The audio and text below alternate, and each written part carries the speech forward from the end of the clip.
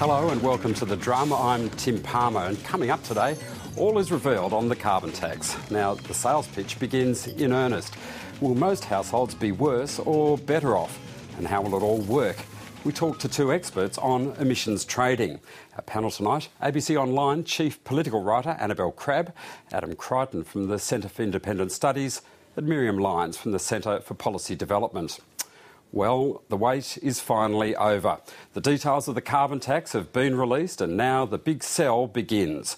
As expected, the price will start at $23 a tonne from July next year.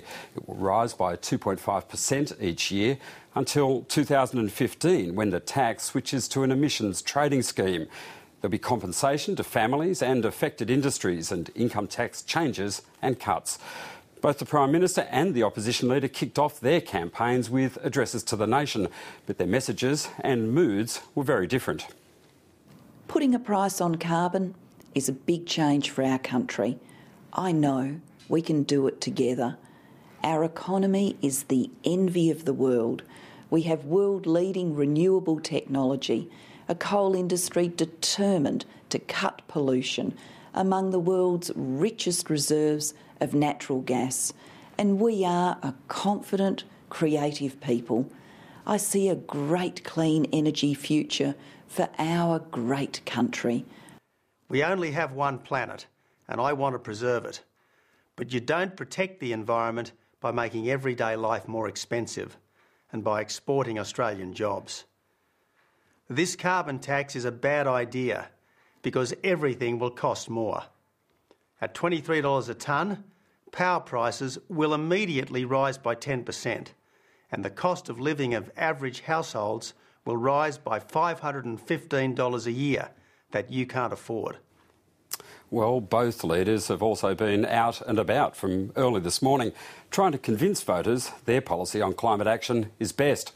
Julia Gillard chose an average family in the Western Sydney seat of Lindsay, the Battlers' heartland that featured so heavily during the federal election campaign. I've been keen to say to people today that at the very heart of this is something quite simple. And the thing that's quite simple is, as we stand here in this beautiful sunshine today, carbon pollution is being put in our atmosphere for free by big polluters. That could happen forever. There's no incentive to change that behaviour. You can do it for free. Well, from the 1st of July next year, it will cost the big polluters, and that will drive change. That will cut carbon pollution. And meanwhile, Tony Abbott was targeting coal miners in the Hunter Valley. The problem with this carbon tax is that it misconceives the role of coal. Coal is the source of 80% of our electricity. Coal is an important part of so many industrial processes. Without coal, a modern economy is almost inconceivable. Even on the government's own figures, more than 3 million Australian families will be worse off, and that's before this carbon tax just goes up and up and up. Well, Annabel, it's such an epic moment yesterday. It's hard to imagine life before it. But let's go back to a snapshot of the instant before that, when the Essential Report did some polling. Julia Gillard at 29% approval, 62% disapproval. Support for a carbon tax sinking to 35%. Opposition to it, 53%, albeit measured before yesterday's release. Can you recall any political decision made by any Prime Minister for such high stakes?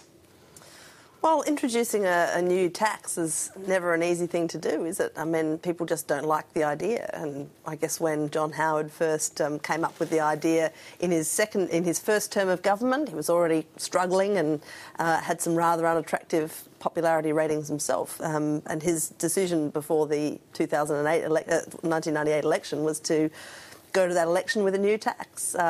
It's a pretty whopping thing to do. Kind of just made it. In his case, he had a bit more of a buffer, electorally speaking. He had a landslide the election before, so he had a bit more fat in the system. Julia Gillard has got none because she's can't even afford to lose one seat. So, you know, it's a pretty line ball sort of situation, that's for sure. You might have seen Joe Hockey in the news dealing with a very overheated in part public meeting where there was some suggestion that a natural response to this would be some sort of armed insurrection. I think that was a voter visiting from America. But is the real danger to Julia Gillard from within when Parliament gets back if she can't really pull this off on the stump? Oh, you mean in the party? Yeah. Look, I think things are pretty dire there for sure, but I don't pick up any particular appetite in the caucus for tipping her out of office because, you know, we're in this situation, I think, because Labor has already kind of exhausted all of its short-term options.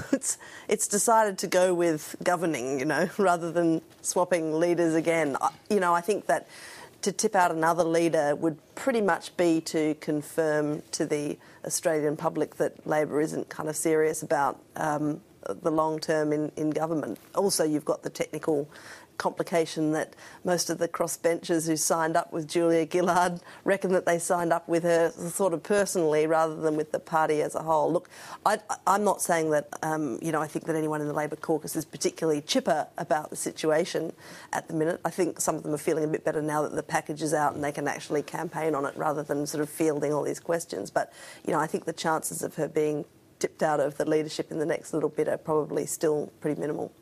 Adam Creighton, compensation or no compensation, it is a complex sell, whereas some of the arguments that seem to have crystallised now in that growing opposition to carbon tax are fairly easy to express. Things like, unless China and India go for it, we shouldn't. Do you see the government being able to swing it now that the detail's out? Certainly I think the next 12 months are going to be the most difficult time for the government. I think if they can manage to legislate it and survive until the next financial year, I think there's a risk for the opposition that people might actually become used to the carbon tax and then it will be difficult to repeal.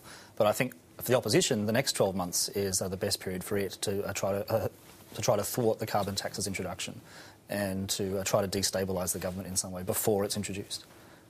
Miriam Lyons, no matter what, is this too complex? I mean, here we have at the same time part tax reform, part economic environmental instrument. Julia Gillard's out there trying to say, hey, it's for the kids, but is it simply too complex for the electorate? Look, I think that that Gillard's only recently really tried to start explaining how the scheme actually works, how it's supposed to work, it drives innovation by making big polluters pay for some of the costs of what they're doing and, if they want to avoid that price, then they have to cut their own emissions. That's how it's supposed to work. They've only started recently, obviously because the deal was still getting worked out, actually explaining how people will be compensated for those increased costs. So I think there's a way to go before we judge how people will actually react to the scheme.